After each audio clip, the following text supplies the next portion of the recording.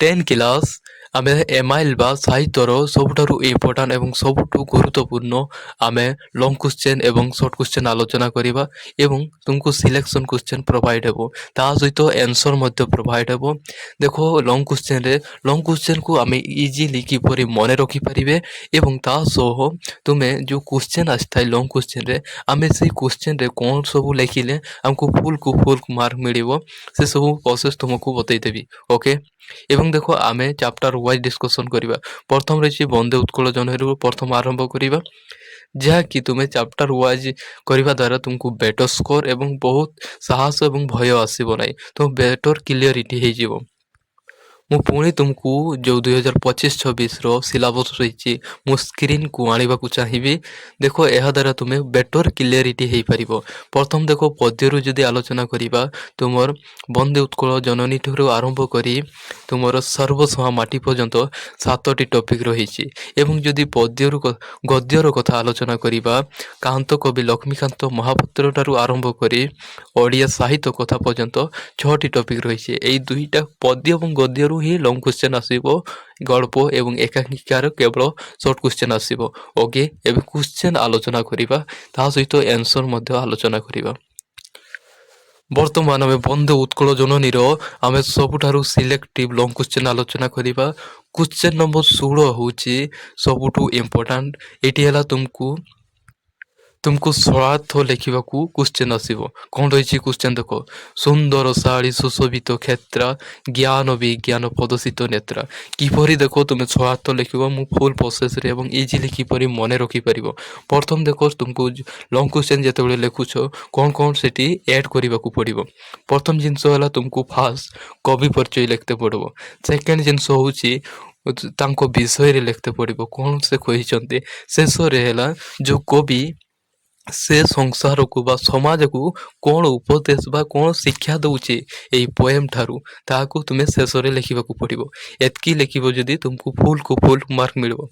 देखो कौन कौन लिख प्रथम है सुंदर शाड़ी जो रही सुंदर शाड़ी लिखल जदि स्वार्थ लिखुच तेज सुंदर शाड़ी डर देकर तुम्हें जो लास्ट रही प्रदर्शित नेत्रा लिख। ओके प्रथम जिनस देख कवि परिचय देव देख बंदे उत्कल जननीर लेखक होउचंती क्लांत कवि लक्ष्मीकांत महापात्र एवं से होउचंती तांकर जन्मभूमि उत्कल जो रही शस्य सुशोभित क्षेत्र जो माने धान माने विभिन्न शस्य क्षेत्र परिपूर्ण होइथिबा एवं ज्ञान विज्ञान द्वारा परिपूर्ण होइथिबा ए महान उत्कल एवं ओडिशा को से उल्लेख करिसंती एतकी तुमको फास्ट लिखा पड़ो। सेकेंड रे देखो सेकेंड तुमको ये विषयटा को आलोचना करने को पड़ो।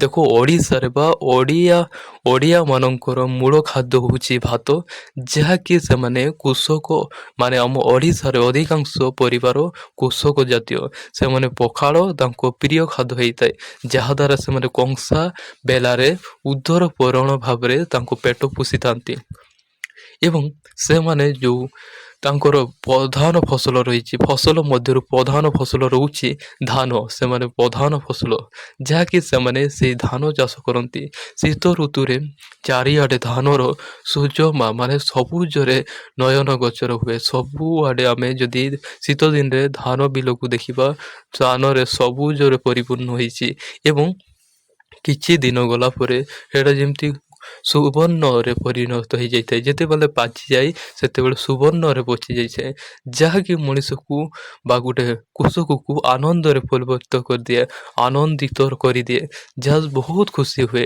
कवि एठारे से शाड़ी कहते शाड़ी धान द्वारा सूचाई पुणी से ज्ञान कथा कहते जदि आम उत्कल कथा कहबा एटी ज्ञान विज्ञान रे परिपूर्ण हो जाइए। आम जदि जगन्नाथ मंदिर ठारू आरंभ करी विभिन्न क्षेत्र रे कथा कहबा कलांक मंदिर पर्यंत एटी ज्ञान विज्ञान रे परिपूर्ण हो जाइए जहाँकि एटी लोक माने विभिन्न देश बाहर एटी जानिबा को एपर्यंत आश्चर्य होउचंती एसबु कौन रही जहाँकि उत्कल रे ए प्रकार ज्ञान एवं विज्ञान रे परिपूर्ण होइछि बोली कवि कहउछंती। ହେଉଛନ୍ତି। ତାହା ସହ ଏଠି ବହୁତ ଜ୍ଞାନୀ ଲୋକ ବିଜ୍ଞାନର ଲୋକ ଜନ୍ମ ଲାଭ କରି ସେମାନଙ୍କର କାଳ ଜୟୀ କରି ଯାଇଛନ୍ତି, ସେମାନଙ୍କ ସ୍ମୃତି ରଖିଯାଇଛନ୍ତି। ଏ ଦୁନିଆକୁ ସେମାନେ ଉତ୍କଳକୁ ସେମାନେ ପ୍ରଚାର କରି ଯାଇଛନ୍ତି। ଏହା କବିଙ୍କର କହିବା ଉଦ୍ଦେଶ୍ୟ। ଯେଉଁ ଶେଷ କଥା ରହିଲା ଯାହାକି କବି ଏଠାରେ କହୁଛନ୍ତି, ଏ ଉତ୍କଳ ଜନନୀ ଆମ ଜୀବନର ପବିତ୍ରତା ବଢ଼େଇ ଦେଇଛି ଏବଂ ଏ ଜନନୀ ହେଉଛି ଉତ୍କଳ ଜନନୀ ଦ୍ୱାରା ଆମକୁ ଗର୍ବିତ ହେବା ଉଚିତ ବୋଲି ସେ ଲୋକଙ୍କୁ ଉପଦେଶ ଦେଇଛନ୍ତି, ଲୋକଙ୍କୁ ଜଣେଇଛନ୍ତି। ଏହା ଥିଲା ତୁମର ଫୁଲ ମାର୍କ। ଏତିକି ଲେଖିଲେ ତୁମକୁ ଫୁଲକୁ ଫୁଲ ମାର୍କ ମିଳିବ। ଓକେ, ବର୍ତ୍ତମାନ ସର୍ଟ କ୍ୱେଶ୍ଚନ୍ ଡିସ୍କସନ୍ କରିବା। ଆମେ ଡାଇରେକ୍ଟ ଆନ୍ସର ଡିସ୍କସନ୍ କରିବା। ଅପସନ୍ ଗୁଡ଼ାକ ନିଜେ ମଧ୍ୟ ପଢ଼ିପାରିବ। ଆମେ ଆନ୍ସର ଡାଇରେକ୍ଟ ଆଲୋଚନା କରିବା। ସବୁଠୁ ଇମ୍ପୋର୍ଟାଣ୍ଟ ଏତିକି ଜିନିଷ ହିଁ କରିବ। ତୁମକୁ ଦେଖ ଏଠି ସବସ୍କ୍ରାଇବ୍ କରିବା ଦ୍ୱାରା, ଯେଉଁମାନେ ସବସ୍କ୍ରାଇବ୍ କରିବା ଦ୍ୱାରା ତୁମକୁ ପ୍ରତିଦିନ ସବୁ ସବଜେକ୍ଟର ପାର୍ଟିକୁଲାର ଟପିକ୍ ୱାଇଜ୍ ତୁମକୁ ସିଲେକ୍ସନ୍ ମିଳିବ। ତୁମକୁ କୁଆଡ଼େ ଯିବାର ନାହିଁ। ଯଦି ସବସ୍କ୍ରାଇବ୍ କର ତାହେଲେ ତୁମେ ହଜିଯିବ ନାହିଁ ଏଇ ଚ୍ୟାନେଲରୁ। ତେଣୁ ସବସ୍କ୍ରାଇବ୍ କରି ଜଏନ୍ କରିପାର। ବର୍ତ୍ତମାନ ଯିବା ସର୍ଟ କ୍ୱେଶ୍ଚନ୍। ଦେଖ କ୍ୱେଶ୍ଚନ୍ ନମ୍ବର 1, ବନ୍ଦେ ଉତ୍କଳ ଜନନୀର କବିତାର କବି କିଏ? ଏଠି ହେଲା ସଠିକ୍ ଆନ୍ସର ହେଉଛି option C, Laxmikanta Mohapatra. Question number 2, Laxmikanta Mohapatra କେଉଁ କବି ରୂପେ ସୁପରିଚିତ? ତାହେଲେ ଏଠି ସଠିକ୍ ଆନ୍ସର ହେଉଛି ଅପସନ୍ ନମ୍ବର ଏ, କାନ୍ତ କବି ଭାବରେ ସେ ସୁପରିଚିତ। କ୍ୱେଶ୍ଚନ୍ ନମ୍ବର 3, ବନ୍ଦେ ଉତ୍କଳ ଜନନୀ ଡ୍ୟାସ୍ର ଏକ ମନୋକୃତି। ତାହେଲେ ସଠିକ୍ ଆନ୍ସର ହେବ ଅପସନ୍ ବି, ଦେଶାତ୍ମକ ଭାବନା।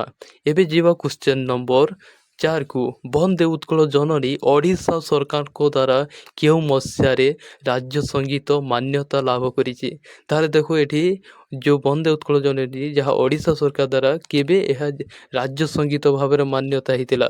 ତାହେଲେ ସଠିକ୍ ଆନ୍ସର ହେବ ଅପସନ୍ ନମ୍ବର ବି, 1920 ମସିହାରେ ମାନ୍ୟତା ପାଇଥିଲା। ବର୍ତ୍ତମାନ ଯିବା କ୍ୱେଶ୍ଚନ୍ ନମ୍ବର 5, ପ୍ରାକୃତିକ ପରିଶୋଭିତ ଉତ୍କଳ ଜନନୀଙ୍କ ଡ୍ୟାସ୍ ସୁନ୍ଦର। ତାହେଲେ ଯେଉଁ ପ୍ରକୃତି ପରିଶୋଧିତ ତାହେଲେ ଡ୍ୟାସ୍ ସୁନ୍ଦର ରହିଛି। ତାହେଲେ ସଠିକ୍ ଆନ୍ସର ହେଉଛି ଅପସନ୍ ସି, ହସ ଓ ଭାଷାର ସୁନ୍ଦର ରହିଛି।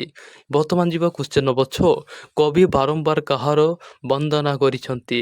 ତାହେଲେ ସବୁବେଳେ ସେ ଉତ୍କଳ ଜନନୀର ବନ୍ଦନା କରିଛନ୍ତି। ଅପସନ୍ ସି ହେବ ସଠିକ୍ ଆନ୍ସର। ବର୍ତ୍ତମାନ ଯିବା କ୍ୱେଶ୍ଚନ୍ ନମ୍ବର 7, ପୂତ ଡ୍ୟାସ୍ ବୌଦିତ ଶରୀରା।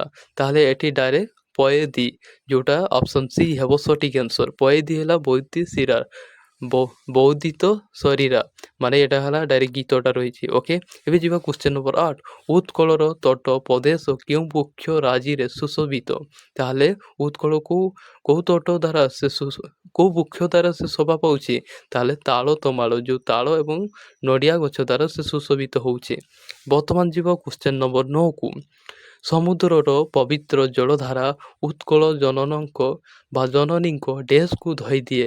ତାହେଲେ ଶରୀରକୁ ଧୋଇଦିଏ। ଅପସନ୍ ଏ ହେବ ସଠିକ୍ ଆନ୍ସର। ବର୍ତ୍ତମାନ ଯିବା କ୍ୱେଶ୍ଚନ୍ ନମ୍ବର 10, ଉତ୍କଳ ଡ୍ୟାସ୍ର ଜଳ ଧାରଣା କରିଥିବା ନଦୀ ତଟରେ ଶୀତଳ ପବନ ପ୍ରବାହିତ ହୋଇଥାଏ। ତାହେଲେ ଅପସନ୍ ବି ହେବ ସ୍ୱଚ୍ଛ ଜଳ ଧାରଣା କରିଥିବା ନଦୀ ତଟରେ ଶୀତ ପବନ ପ୍ରବାହିତ ହୋଇଥାଏ। ଅପସନ୍ ବି ହେବ ସଠିକ୍ ଆନ୍ସର, ସ୍ୱଚ୍ଛ।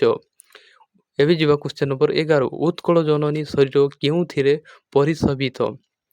ତାହେଲେ ଘଞ୍ଚ ବନରେ। ଅପସନ୍ ବି ହେବ ସଠିକ୍ ଆନ୍ସର। ଏବେ କ୍ୱେଶ୍ଚନ୍ ନମ୍ବର 12, ନୀଳ ଡ୍ୟାସ୍ ତରଙ୍ଗ ଆକାରରେ ପ୍ରକାଶିତ ପାଇଥାଏ? ତାହେଲେ ସମୁଦ୍ର ତରଙ୍ଗ ଆକାରରେ ପ୍ରକାଶିତ ପାଇଥାଏ। ଅପସନ୍ ବି ହେବ ସଠିକ୍ ଆନ୍ସର। ଏବେ ଯିବା କ୍ୱେଶ୍ଚନ୍ ନମ୍ବର 13, ଉତ୍କଳ ଜନନୀଙ୍କ ଆକାଶ ସୁନ୍ଦର ଡ୍ୟାସ୍ କଳ କଳ ଭାବରେ ମୁଖରିତ ହୋଇଥାଏ? ତାହେଲେ ପକ୍ଷୀମାନଙ୍କର କଳକଳ ମୁଖରିତ ହୋଇଥାଏ, ମାନେ ତାଙ୍କ ରାବରେ। ବର୍ତ୍ତମାନ ଯିବା କ୍ୱେଶ୍ଚନ୍ ନମ୍ବର 14କୁ। ଉତ୍କଳର ଶସ୍ୟ କ୍ଷେତ୍ର ସୁନ୍ଦର ଡ୍ୟାସ୍ରେ ପରିପୂର୍ଣ୍ଣ? ତାହେଲେ ଆମେ ଜାଣିଛେ ଧାନରେ ପରିପୂର୍ଣ୍ଣ, ଯେଉଁଟାକି ଅପସନ୍ ଡି ହେବ ସଠିକ୍ ଆନ୍ସର। ବର୍ତ୍ତମାନ ଯିବା କ୍ୱେଶ୍ଚନ୍ ନମ୍ବର 15, ଉତ୍କଳର ଚକ୍ଷୁ ଡ୍ୟାସ୍ର ପ୍ରଦର୍ଶନ ଉଦ୍ଭାସିତ?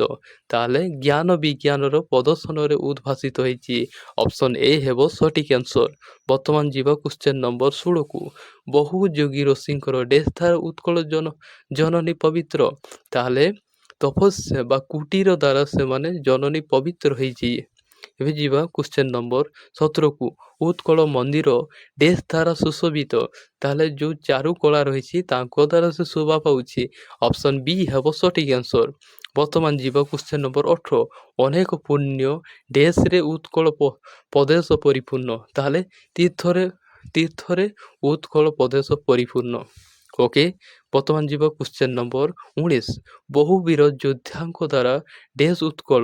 ତାହେଲେ ବାସଭୂମି ରହିଛି ଯେଉଁ ଉତ୍କଳରେ ଯୋଦ୍ଧାଙ୍କ ଯେଉଁ ବାସଭୂମି ରହିଛି। ଅପସନ୍ ଡି ହେବ ସଠିକ୍ ଆନ୍ସର୍। ବର୍ତ୍ତମାନ ଯିବା କ୍ୱେଶ୍ଚନ୍ ନମ୍ବର 20। ଶତ୍ରୁମାନଙ୍କ ଡେସ୍ରେ ଉତ୍କଳ ଜନନୀ ଦେହ ଅନୁରଞ୍ଜିତ ହୋଇଛି। ତାହେଲେ ଶୋଣିତ ତାଙ୍କ ରକ୍ତରେ ଉତ୍କଳ ଜନନୀ ଅନୁରଞ୍ଜିତ ହେଇଛି। ଏହା ଥିଲା ସବୁଠୁ ଇମ୍ପୋର୍ଟାଣ୍ଟ ଏବଂ ସବୁଠୁ ସିଲେକ୍ଟିଭ୍ ସର୍ଟ କ୍ୱେଶ୍ଚନ୍। ଓକେ, କୌଣସି ଡାଉଟ୍ ଥିଲେ ପଚାରିପାର ଏବଂ ପଢ଼ା ପାଇଁ ଏତିକି ଜିନିଷ ପ୍ରାକ୍ଟିସ୍ କର। All the best. ଓକେ, ଧନ୍ୟବାଦ।